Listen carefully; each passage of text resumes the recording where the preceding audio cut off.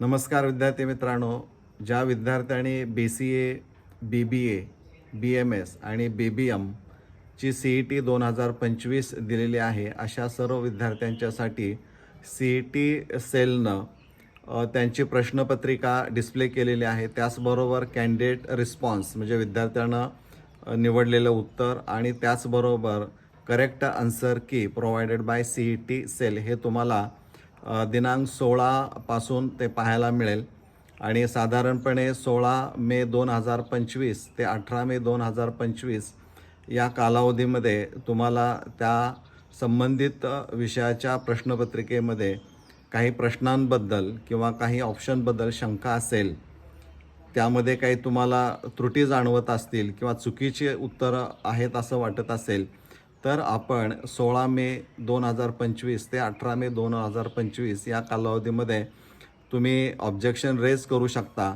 त्यासाठी विद्यार्थ्यांनी त्यांच्या लॉग इनमधून जर गेला तर ऑब्जेक्शन ट्रॅकिंग फॅसिलिटी एक बटन, ऑब्जेक्शन ट्रॅकिंग या पद्धतीचं एक बटन उपलब्ध केलेलं आहे.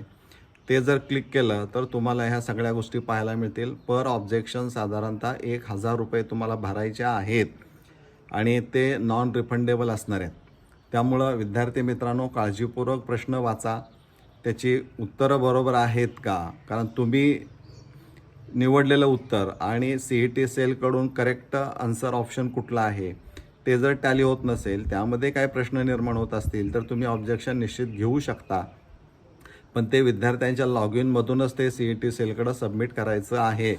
पुन्हा एकदा सांगतो, पर सब्जेक्ट 1000 रुपये आहेत आणि हे नॉन रिफंडेबल आहेत. जर ऑब्जेक्शन करेक्ट निघालं तर मात्र 1000 रुपये तुम्हाला परत मिळू शकतील. त्यामुळं उद्यापासून या संबंधित CET दिलेल्या विद्यार्थ्यांनी स्वतःची सोडवलेली प्रश्नपत्रिका तुम्ही बघू शकता.